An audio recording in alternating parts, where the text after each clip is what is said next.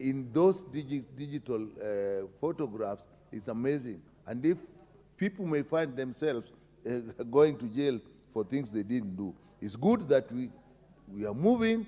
We are with the digital period. We are in the AI but artificial intelligence time, but we must see how do we protect people from those who can do digital manipulation and get people into problem. Bribery Act, I like it because the word Bribery Act, as a member said, seems to imply that you are promoting bribery.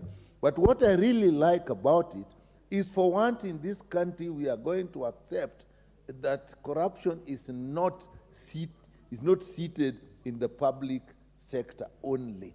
The contribution of the private sector is immense in this.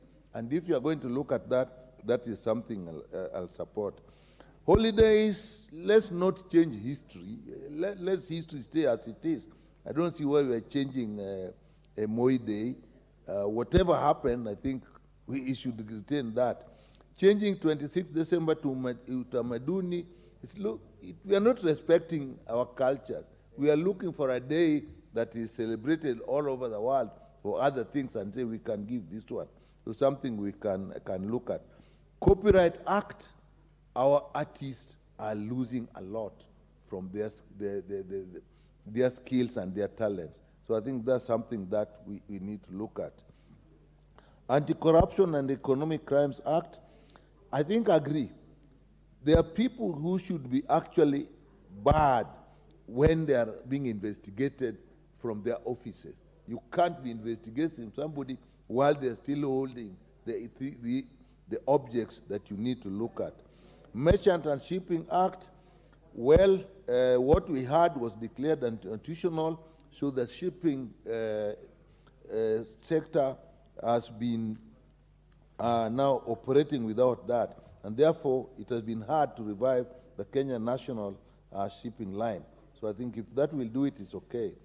Prevention of organized crime, we must enhance the punishment. I've sometimes even thought that actually we should put capital punishment for organized crime, particularly organized economic crimes, because these people kill others through their activities, and therefore enhancing the punishments, okay, and giving more time to pursue the proceeds, particularly property, is something that I think we can support.